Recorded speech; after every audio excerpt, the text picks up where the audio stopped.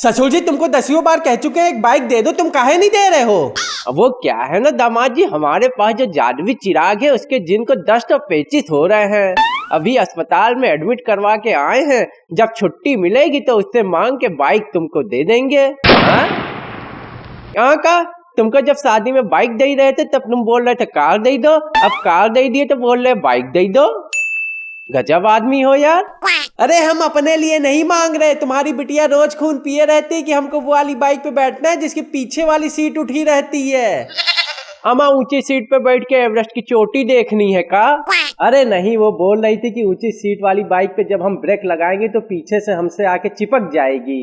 देखो बेटा, उसका वजन 90 किलो का है, गाड़ी में ब्रेक लगते हुए तुम्हारे ऊपर चढ़ जाएगी, उसका वजन तुमसे संभाला नहीं जाएगा। दोनों लोग आगे की तरफ फेंका जाओगे, गाड़ी दोनों के ऊपर चढ़ जाएगी, बत्ती सी बाहर आ जाएगी, फिर बिना दांत के खींचते निपोड़ते रहना। मेरी मानो तो फ्लैट सीट वाली बाइक ले लो और जब कभी ऊंची सीट पे बैठने का मन करे तो पीछे गद्दा रख के उसके ऊपर बैठ जाना। अरे हमको थोड़े बैठना है, बैठना तो तुम्हारी बिटिया को है। अरे तो उसी को बैठा देना, कौन सा उसके वजन से गद्दा चिटका जा रहा है। तो ठीक है, वही दिला दो। का दिला दे? गद्दा? गद्दा नहीं, फ्लैट सीट वाली बाइक, उसी से काम चला लेंगे। देखो अभी हमने खैरात बांटनी बंद की हुई है, जब दोबारा बांटेंगे तो आके ले जाना। चलो अभी निकलो यहाँ से। मतलब हम खैरात मांग रहे हैं? अरे नहीं बेटा, तू तो भीख मांग रहा है, लेकिन मेरा मन नहीं कर रहा देने का। तू अभी जा, किसी और दिन आना। ऐसे कोई अपने दामाद की बेइज्जती करता है? अरे बेटा, तेरे जैसा लीचड़ दामाद हर किसी को मिलता भी तो नहीं है। मतलब तुम बाइक नहीं दिलाओगे? क्या बात कर रहे हो बेटा, तुम हमारे इकलौते दामाद हो, हम तुमको साइकिल ना दिलाएं, बाइक तो बहुत दूर की बात है। हम आखिरी बार पूछ रहे हैं कि बाइक दिलाओगे कि नहीं। अरे बेटा, तुम नाक भी रगड़ोगे तो भी हम नहीं दिलाएंगे।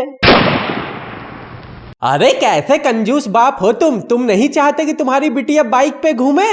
अरे हम तो चाहते हैं हमारी बिटिया हवाई जहाज में घूमे, लेकिन ये बात हम तुमसे कहेंगे तो तुम हमसे हवाई जहाज के भी पैसे मांगने लगोगे। बाइक का पैसा तो निकल नहीं रहा तुम्हारी जेब से, हवाई जहाज का खाक दोगे? अरे तो अपने पैसे से खरीद लो ना बाइक। अरे हम काहे खरीद ले बाइक, बिटिया तुम्हारी और बाइक हम खरीदे? अब वो तुम्हारी बीबी भी है, उसके लिए तुम्हारा भी कुछ फर्ज बनता है। फर्ज बनता है, इसीलिए तो आए हैं इतनी दूर तुमसे बाइक मांगने, नहीं तो जैसा उसका कटहल जैसा मुंह है ना, उसको तो ठेले पे बैठा के घुमाना बनता है। तो एक काम करो दामाद जी, दहेज वाली कार वापस कर दो, हम तुमको बाइक दे देंगे। पागलाए हो का ससुर जी? कार ही वापस करनी होती तुम तुम्हारे पास क्यों आते, खुद ही कार बेच के बाइक नहीं ले लेते?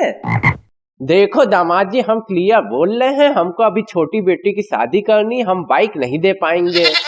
अरे तो हम कौन सा मंडप में पानी की तराई करवा दे रहे हैं जो तुम्हारी बिटिया की शादी रुकी जा रही है?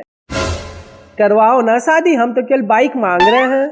दामाद जी, जितने पैसे हमारे पास थे तुमको दहेज में दे दिए, अब हमारे पास और पैसे नहीं है। अरे पैसा नहीं है तो क्या हुआ, इतना बड़ा घर बनवाए हो ससुर जी, बेच क्यों नहीं देते? अरे घर बेच देंगे तो रहेंगे कहाँ? अरे फुटपाथ नाम की भी चीज होती है ससुर जी। ये तो एकदम चप्पल खाने वाली बात कर दी हो दामाद जी, अब खुद से डिसाइड कर लो कि सिर पे खाओगे कि पीठ पे। जितना मन हो चप्पल मार लो ससुर जी, लेकिन एक बाइक दे दो। तुम्हारी नक चढ़ी बिटिया रात दिन नरक मचाई रहती है कि बाइक चाहिए बाइक चाहिए। एक दिन तो हम गुस्से में बोल दिए कि हम ही बाइक बन जाते, तुम हमारे ऊपर बैठ जाओ, तो कहने लगी बाइक पे बैठना है, गधे पे नहीं। अरे बेटा, अभी तो शादी का 1 महीना हुआ है, अभी से हार मान लिए? अभी तो पूरी जिंदगी बची है गालियां और लात खाने के लिए। अरे तुम साहस दे रहे हो, डरा रहे हो? बेटा डरा ही रहे हैं, बीबी के खिलाफ साहस देने का साहस तो हम में भी नहीं है। तो तुम ही अपनी नकचड़ी बिटिया को काहे नहीं समझाते? अच्छा समझा देंगे। नहीं तुम अभी समझाओ, तुम्हारी बिटिया हमको धमकी दी है कि हम बिना बाइक के घर आए तो हमारी गर्दन लंबा कर देगी।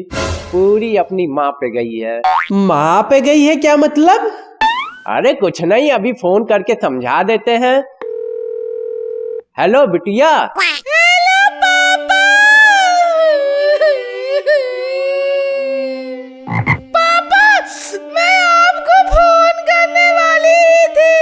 अरे बिटिया काहे रो रही हो? इन्होंने नदी में कूद के सुसाइड कर लिया। मतलब मेरे सामने दामाद जी का भूत खड़ा है? अच्छा, वो आपके पास है? हाँ हाँ, वो हमारे पास ही। अरे दामाद जी पहले ही बता देते कि तुम भूत हो, हम अपनी बाइक दे देते। अरे पापा, वो भूत नहीं है, वो जिंदा है। वो तो मैंने उनसे सुबह बाइक मांगी थी और वो अभी तक घर नहीं आए।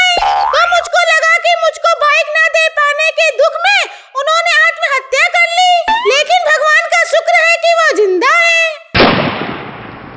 बेटा तू ज्यादा सोचा मत कर, तेरे सोचने के चक्कर में मेरे प्राण निकलने वाले थे। अरे वो छोड़ो पापा, ये बताओ कौन सी बाइक खरीदी है उन्होंने, और उसके पीछे वाली सीट उठी तो है ना? अरे ऊंची सीट पे बैठ के तुझे ऊंट से हाइट में कंपटीशन करनी है क्या? और जब तेरे पति के पास पैसे नहीं है तो बाइक खरीदने के लिए क्यों इतना परेशान कर रही है? पापा एक काम करिए, इनको वापस घर भेज दीजिए। मैंने डॉक्टर से बात कर ली है, पैसों का इंतजाम हो जाएगा। अरे कौन से डॉक्टर से बात कर ली?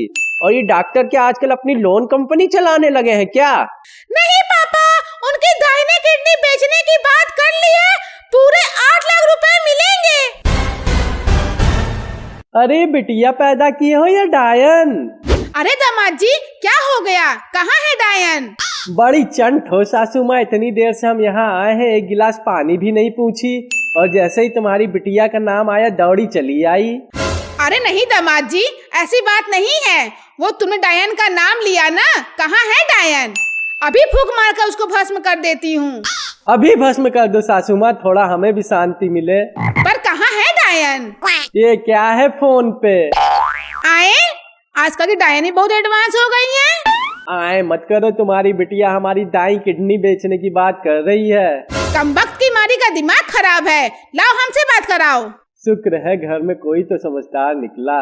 हेलो बिटिया, तुम्हारा दिमाग खराब है जो दामाद जी की दाहिने किडनी बेच रही हो? ठीक है मम्मी, आप कहती हैं तो नहीं बेचती।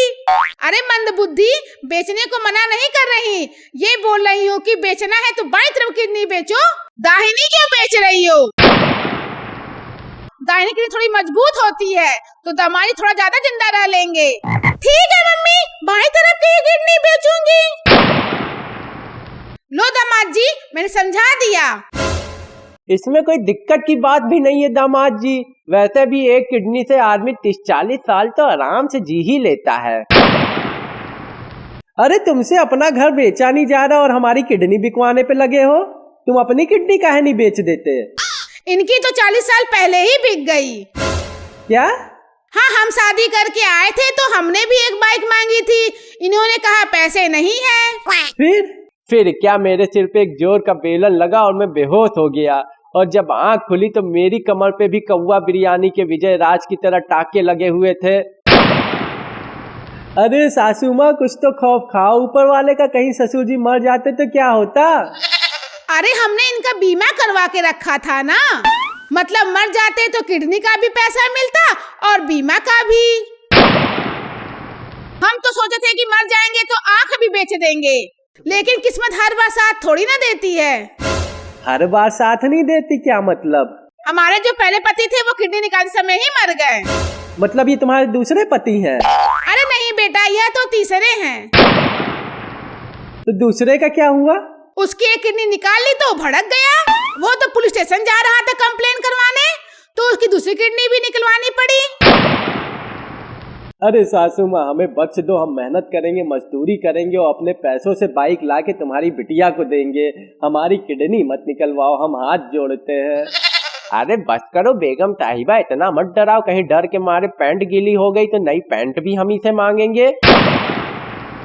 देखो दामाद जी, हम सब का प्लान था तुमको समझाने का कि बार बार ससुराल से मांगना नहीं चाहिए, अपनी मेहनत से घर चलाना चाहिए।